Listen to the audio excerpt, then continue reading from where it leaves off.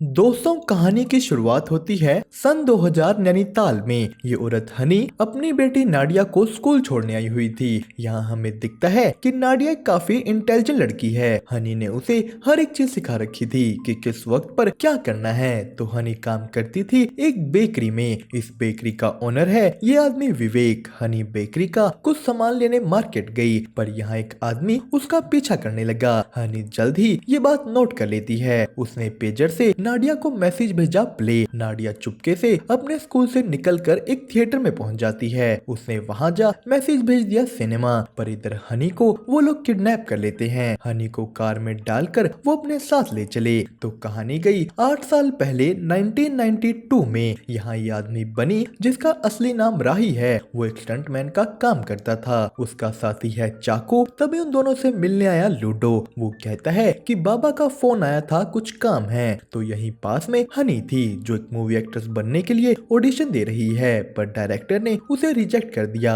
वो थोड़ी देर बाद आकर हनी को अकेले मिलता है। उसने कहा, तुम्हारे अंदर बहुत टैलेंट है, पर टैलेंट को सामने लाने के लिए तुम्हें बिना सोचे सब करना होगा। हनी ये सुन डायरेक्टर को पीट डालती है। ये बात राही को पता लगी। वो कहता है, कोई बात नहीं, तुम हार मत मानो, जल्द ही कोई काम मिल जाएगा। पर हनी को पैसों की भी कमी थी। राही उसे पैसों की मदद ऑफर करता है। हनी ने कहा, मुझे चैरिटी नहीं चाहिए। तो राही कहता है कि मेरे पास तुम्हारे लिए काम है, तुम्हें बस 30 मिनट के लिए एक्टिंग करनी है, पर वहाँ कोई कैमरा नहीं होगा। हनी को एक काम थोड़ा डरावना लगा तो उसने मना कर दिया। पर घर जाकर उसे पता लगता है कि मकान मालिक ने रेंट ना भरने की वजह से उसे घर से निकाल दिया है। हनी रोते रोते अपने एक दोस्त के घर पहुंची, पर यहाँ भी रहने की इतनी अच्छी जगह नहीं थी। हनी सब स्ट्रगल्स की वजह से टूट के रोने लगती है। सीन शिफ्ट हुआ राही की टीम पर। वो एक आदमी डेविड से एक हाईटेक चीज चुराने की प्लानिंग कर रहे थे। डेविड कुछ घंटों के लिए एक होटल में रुकेगा। राही की टीम को इसी बीच उसके रूम से वो टेक चुराना होगा। तो अगले दिन ही राही से मिलने हनी आती है। वो कहती है कि मैं तुम्हारा काम करने के लिए तैयार हूँ। पर सीन शिफ्ट हुआ दोबारा से 8 साल आगे। हनी को कार में होश आ गया था। वो सबसे पहले नाडिया को विवेक को फोन करने को कहती है। नाडिया ने जाकर विवेक को फोन किया कि मुझे आकर ले जाओ, मम्मा थोड़ा लेट हो जाएंगी। कहानी दोबारा से शिफ्ट हुई 1992 में। डेविड होटल में एंट्री ले चुका था। यही होटल की एंट्रेंस पर हनी अपने नकली बॉयफ्रेंड से लड़ रही है। उनकी लड़ाई देख डेविड रुक गया। वो हनी के पास उसकी मदद करने आया। तो बाहर राही की पूरी टीम प्लान कर रही थी कि हमें इसी वक्त में डेविड के रूम से वो टेक चुराना होगा। जो कैसा दिखता है हमें पता भी नहीं। यहीं अंदर हनी के पीछे पीछे डेविड बार तक आया। वो हनी को एक ड्रिंक ऑफर करता है। हनी उसको अपनी बातों में उलझाने लगी। पीछे से राही की टीम डेविड का रूम छानते हैं, पर यहाँ उन्हें कुछ नहीं मिलता। हनी राही को कहता है कि तुम वहाँ से निकलो। हनी बात मानकर वहाँ से उठ गई। वो पूछती है कि तुम्हें जो चाहिए था वो मिल गया ना। राही कहता है, नहीं, शायद वो डेविड की जेब में ही है। तो हनी ने कहा कि मैं उसकी जेब से वो सामान ला सकती हूँ, बस तुम मुझे ट्रिपल पैसे दे देना। हनी फिर से डेविड के पास जाती है। उसने उसे उसके रूम में टल्ली कर सुला डाला। हनी को डेविड की जेब से एक ड्राइव मिलती है। उसने इसके बारे राही को बताया, पर तभी डेविड उठ जाता है। उसने हनी पर लगे हेडफोन्स देख लिए। वो उसे मारना शुरू कर देता है। डेविड ने कहा कि क्या तुझे विश्वा ने भेजा है? हनी कहती है, नहीं, मैं बस एक छोटी सी एक्ट्रेस हूँ। तभी वहाँ पीछे राही आ जाता है। उसने एक एक कर सभी लोगों को मार हनी को यहाँ से निकाला। डेविड पीछे से अपनी टीम को फोन करता है। हनी राही से पूछती है कि ये विश्वा कौन है। राही ने उसे कुछ नहीं बताया। वो लोग अपनी बाइक्स पर भागते हैं। पीछे से डेविड के लोग भी आ गए। उनके बीच बहुत देर तक एक चेस चलती है। इसमें राही की टीम का एक आदमी जगन मर गया तो हनी को एक गोली लगी। राही हनी को उठाकर यहाँ से निकलता है और जिस आदमी शान ने राही को गोली मारी थी वो गया अपने हेडक्वार्टर्स। उसकी हेड जोनी भी यही पूछती है कि क्या ये विश्वा था। शान ने कहा, हाँ शायद। जोनी बोलती है कि हमें इस आदमी के बारे इसके कोड नेम के अलावा कुछ नहीं पता। तो सीन शिफ्ट हुआ विश्वा यानी गुरु पर। राही उसे आकर बताता है कि डेविड ने आपका कोड नेम लिया और वहाँ जोनी के भी एजेंट्स थे। गुरु ये सुनकर समझ जाता है कि ऑपरेशन तलवार ऑन हो चुका है। तो यही हनी भी चोटिल थी। सीन शिफ्ट हुआ सन 2000 बुचारेस्ट में। राही एक क्लब में गिटार बजा रहा था। वो यहीं क्लब में एक लड़की को पटा उसके साथ रात गुजारता है। सुबह होते ही राही को एक मैसेज आया कि पोर्टल चेक करो। तो इधर नैनीताल में नाडिया विवेक के साथ थी। विवेक को हनी की चिंता होने लगी कि वो अभी तक नहीं आई, पर नाडिया कहती है कि चिंता मत करो, मम्मा आ जाएंगी। हनी ने भी कार की सीट को फाड़कर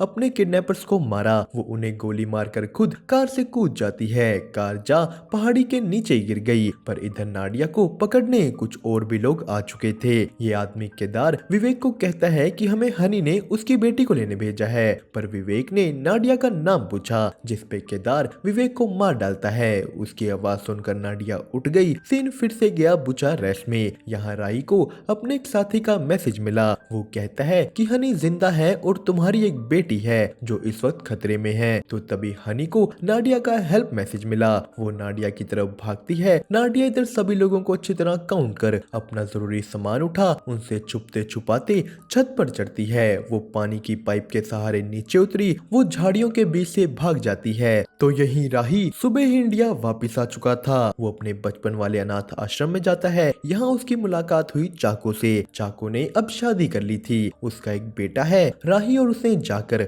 अपने छुपे हुए हथियार निकाले। राही कहता है कि तुझे मेरे साथ चलने की कोई जरूरत नहीं, पर चाको कहता है कि जाएंगे तो साथ में जाएंगे। तो इधर से हनी एक कपल से कार छीनकर नाडिया की ओर निकली। नाडिया भी उसे अपनी लोकेशन सेंड करती है। वो दोनों माँ बेटियां एक मार्केट के बीच मिली। तो सीन शिफ्ट होता है फिर से 1992 में। गुरु अपने घर पर खाने की तैयारियां कर रहा था। उसने और राही ने साथ में बैठकर लंच किया। राही गुरु से प्रोजेक्ट तलवार के बारे पूछता है। गुरु ने बताया कि एक ऐसा ट्रैकिंग सिस्टम है जो दुनिया में किसी को भी ट्रैक कर सकता है। कोई भी बड़े से बड़ा लीडर, कोई भी एजेंट, सबकी लोकेशन उसे पता होगी। पर सोचो अगर ये किसी गलत हाथों में आ गया तो वो इंसान पूरे सिस्टम को अपने हिसाब से कंट्रोल कर पाएगा और हमें यही होने से रोकना है। यहाँ गुरु और राही हनी के बारे में बात करते हैं कि राही को उसे इन सब में इन्वॉल्व नहीं करना चाहिए था, पर राही हनी की सारी जिम्मेदारी खुद पर लेता है। तो तभी वहाँ गुरु की वाइफ आ गई। राही पहली बार उनको मिलकर खुश हुआ। गुरु राही को अपने बेटे की तरह मानता था। राही ने ये देख उसे गले लगा लिया। पर दूसरी तरफ जूनी की टीम को होटल के सीसीटीवी कैमरा में हनी की फोटो मिल जाती है। हमें दिखाया गया कि हनी एक राज्य की राजकुमारी थी, पर उसे एक अनचाही बच्ची होने के कारण राजमहल में आना अलाउड नहीं। तो अपने पिता के यहाँ से चले जाने के बाद चुपके से वो गन चलाना सीखती है, घुड़सवारी सीखती है। पर एक दिन उसके पिता ने उसे राजमहल के अंदर पकड़ लिया। इसी बीच हनी की माँ की मौत हो गई थी और उसके पिता ने हनी की शादी कर दी एक बुढ़े से आदमी से जो हर वक्त बस सोता रहता। हनी उसे नींद में ही मार डालती है। इसके बाद वो भागकर एक एक्ट्रेस बनने के लिए मुंबई आ गई, पर अब उसकी हालत कुछ ऐसी थी। सीसीटीवी कैमरास में आने की वजह से अब हनी को अपनी एक्ट्रेस वाली लाइफ भूलनी होगी। राही उसे ऑप्शन देता है कि तुम और कोई भी काम कर सकती हो, किसी भी शहर में जाके रह सकती हो, मैं ये सब कुछ अरेंज कर दूंगा। पर हनी को ऐसे अपने सपने नहीं तोड़ने थे।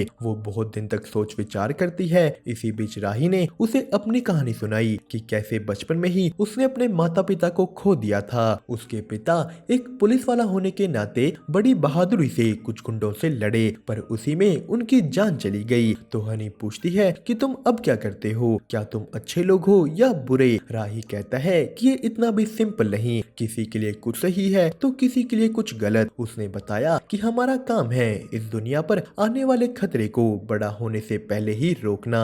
दरअसल राही को अनाथ आश्रम से उठाकर गुरु ही इस काम में लाया था। तो कहानी शिफ्ट हुई फिर से 2000 में। राही एक कंप्यूटर पर बैठ अपने साथी लूडो से और डिटेल मांगता है। लूडो ने राही को एक बेस के कोऑर्डिनेट भेजे जहां शायद वो लोग हनी को किडनैप करके ले गए होंगे, पर हनी तो पहुंच चुकी थी अपने ही एक सीक्रेट घर में। वो यहाँ नाडिया को सुलाती है। तो कहानी गई फिर से 8 साल पहले। राही और हनी बैठकर वो मूवीज देखते हैं जिनमें उन लोगों ने काम किया था। यहाँ ऐसा करते हुए वो बहुत ही जल्द एक दूसरे के करीब आ गए। सुबह हनी राही को कहती है कि मुझे भी एक एजेंट बनना है, मैंने इसके बारे बहुत सोच लिया, अब मैं यही करूंगी, मुझे भी अपनी जिंदगी में कुछ करना है। तो राही ये बात लेकर गुरु के पास गया। वो हनी की तारीफें करता है। राही ने कहा कि चिंता मत कीजिए, मैं उसकी सारी जिम्मेदारी लेता हूँ। राही और उसकी टीम ने अगले कुछ ही दिनों में हनी को पूरा ट्रेन कर दिया। पर इसी के साथ साथ उन्हें उस ड्राइव में मिली इंफॉर्मेशन से पता लगता है कि एक बहुत ही बड़ा साइंटिस्ट रघु इस प्रोजेक्ट तलवार में काम कर रहा है, पर अभी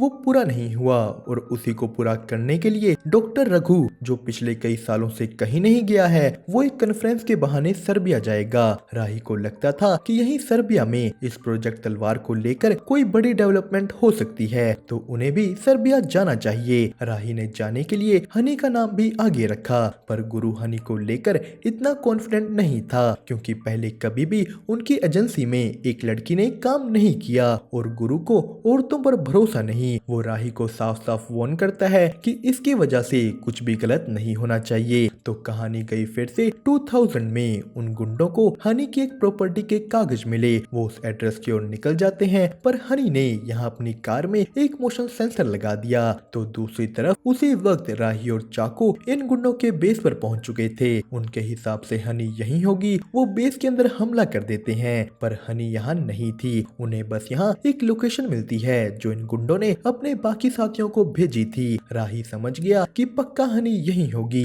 पर तभी उन पर हमला हो गया। राही और चाकू एक एक कर सभी लोगों को मारते हैं। पीछे से यहाँ केदार भी आ चुका था। केदार और राही की फाइट हुई। केदार कहता है गलती कर दी, तुझे वापस नहीं आना चाहिए था। वो दोनों जानी दुश्मनों की तरह लड़ते हैं। केदार ने कहा हनी और तेरी बेटी को तो मैं ढूंढ ही लूंगा। तो राही केदार के मुंह पर बम फोड़कर निकल गया, पर दूसरी तरफ बाकी गुंडे हनी तक पहुंचने वाले थे। दोस्तों, इसी के साथ इस कहानी का पार्ट 1 हुआ यहीं पर खत्म। आगे की कहानी देखने के लिए हमारे चैनल को सब्सक्राइब करना मत भूलिएगा। साथ ही साथ अगर वीडियो पसंद आई हो तो वीडियो को लाइक और कमेंट जरूर कर देना। अब हम मिलेंगे आपको नेक्स्ट पार्ट में।